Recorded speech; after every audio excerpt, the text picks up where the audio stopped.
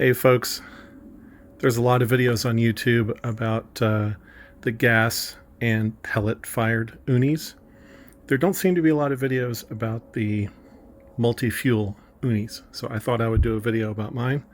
I've got a lot of experience working with charcoal and hardwood because I've got a couple of smokers here. I've been smoking for a long time. Royal oak is going to be a really good base, as well as the B&B charcoal. Not every piece that you find in the bag is going to be small enough to fit in the firebox, so you'll have to dig through.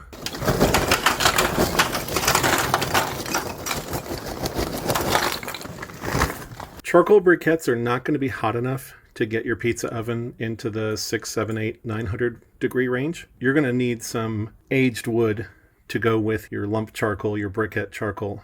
You're going to need a combination of the two. If you're very lucky, you've got a friend who's got a pecan tree or some other kind of hardwood tree. Definitely no pine tree, nothing in the conifer family, but any kind of hardwood. You can cut it up into pieces small enough that will fit in the firebox. And just these two pieces here will push your temperature up into the 700 range for a couple minutes, long enough to make a pizza. B&B and Cowboy have chips. Here's some chips. They're a little small. You'll have to add kind of a handful and they won't last long, but they'll last long enough for one pizza. B&B post oak. Usually the chunks are way too big. Usually when you buy a bag of chunks like this, you're finding chunks even bigger than this, which is kind of too big. But I got very fortunate when I got this bag in that all the pieces in here are about the right size. So I'm going to add a couple 3 pieces of that for each pizza, and that's going to be just perfect. Another way you can get very lucky is if you have a friend who is getting rid of some oak or other hardwood flooring or trim pieces. This does not have any varnish or finish or stain or anything on it. One of these blocks is absolutely perfect. If you've ever been to a wood-fired pizza joint, you've probably had the misfortune once or twice of having a pizza come out with all kinds of soot on the bottom. There's a simple fix for this. Good wipeout. No more soot on your pizza. Alright, so let's take a look here. Got our fire door. You can see I've got a foil pan underneath the leg. That way any extra ash that falls out goes right in the pan. So the easiest way to deal with this firebox is to actually pull it out through the front. I'll show you what that looks like.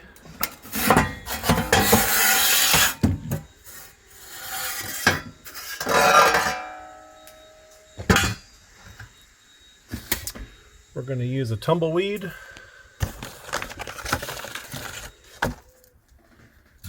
Right on the bottom.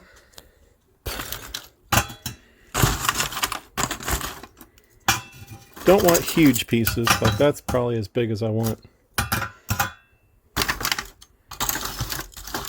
Some of these pieces I'll use on my regular smoker.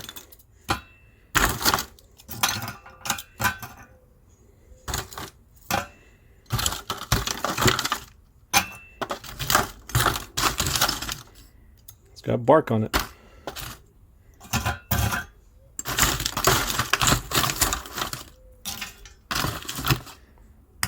Now when I ignite this through the back of the Uni, see these 2 holes here. There's one hole here. There's one hole on the other side. Whichever side you can get to, take your lighter, put it in the hole. You can look in from the top here and you can see that's where you're going to light. So that's right where that tumbleweed's going to be. You can actually fill the firebox while it's still in the pizza oven. I'm just doing this to make it easier for you to see what I'm doing. Alright. Put it in position. It's got little notches where it'll sit in the right place. See here, I can put a little more in from the top, but I couldn't slide it in when it was completely full, but now I can put a few more pieces. I don't want to overfill it. I'm going to light it just like this without any wood in it. I've got the exhaust wide open. The front is off. And by the way, if you see this dirt and stains on the pizza tile, all you do is flip that over and the heat of the oven will actually bake all that off like a self-cleaning oven. So I'm about due to flip over this tile next time. All right, firebox open. Go ahead and get our light going here. And you'll see how quick this tumbleweed lights. There it goes.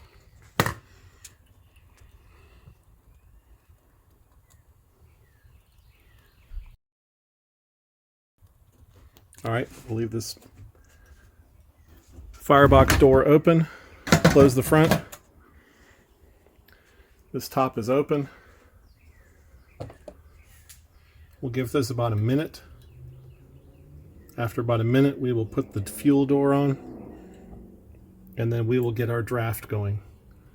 Our draft is our air that's going to come up underneath here, get sucked into the box. The oxygen's consumed by the fire, travels, and then there's a flange, which is like a piece like that, where the flames are going to come down, under, and then they're going to go up out the exhaust. You'll see that better once the fire's going, and I'll show you exactly when you should know when you're ready to add your pizza, so that the pizza stone on the bottom cooks the bottom, and the flames cook your ingredients. If you don't have both of those going, you're not ready to add a pizza yet. Back in a minute. Our fire has been burning for about 5 minutes, and as you can see, it's a whole different situation. Nice, clean, thin smoke. Give it another couple minutes, add a piece of wood, and we'll be ready to put a pizza in.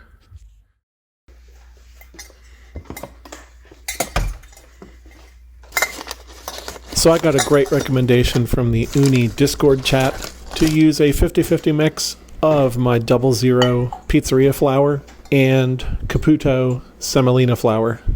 You'll see me mixing the two here in a little can shaker, which I can use to dust the peel and my counter where I will be making my dough.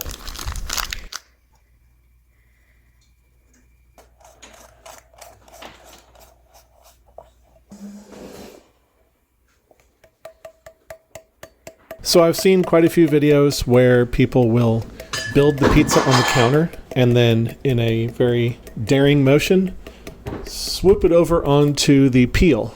Well, I don't have that kind of courage, so I actually do build my pizza on the peel.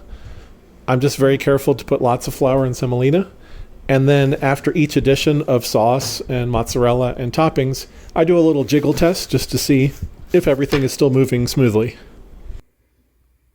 You'll see here that I'm reasonably happy with my toppings, and now it's time to go outside.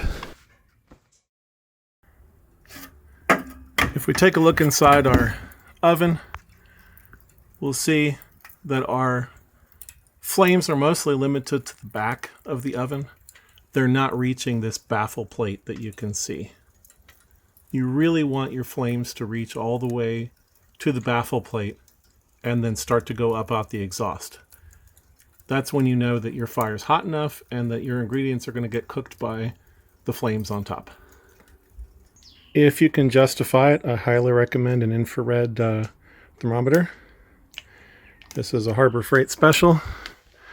Let's take a look, see what our pizza stone is reading. All right, we're reading about 415, so we're not nearly hot enough yet. We definitely want to heat our oven up some more. I like to do at least 600. 700. I wouldn't do over 700 unless you're doing a Neapolitan style.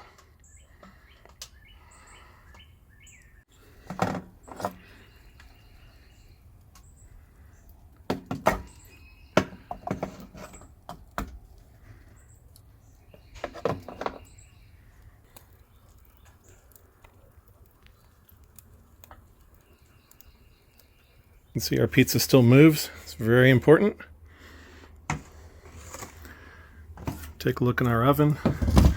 We got flames licking across the ceiling. That's exactly what we want. Now it's time to launch this pizza. Hope I don't screw it up.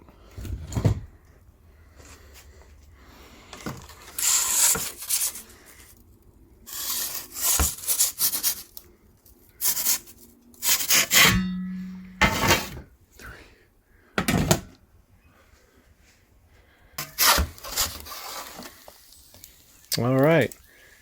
Now you might be looking at this pizza saying, how come your crust didn't puff up at the edges? Well, this is a couple-day-old dough that I had made and already bulk-proofed, made into dough balls and proofed and used, and so it's kind of overproofed. But anyway, I just wanted to show you guys a video of working with fire.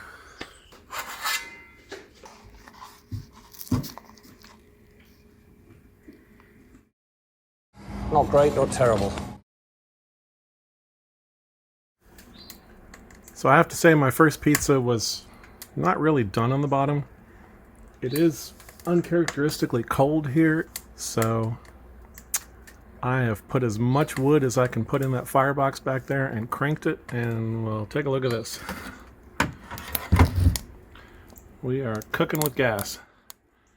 So this is going to get that pizza stone good and hot so that the bottom will get really done.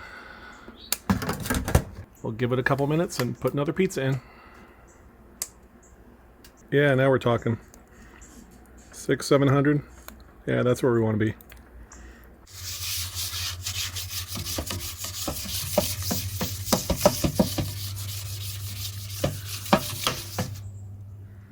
Didn't even catch fire. Hopefully you can see that my second pizza turned out a lot better. No more raw dough. Hopefully you learned something from this video. I know I learned something. On a warm day, if I see the flames coming a certain point on the ceiling, I figure it's hot enough. Well, once I checked it with the temperature probe, I found that the outside air temperature was dragging it down a lot. So in this case, I needed to crank it up. I would say always check the temperature if you have a temperature probe.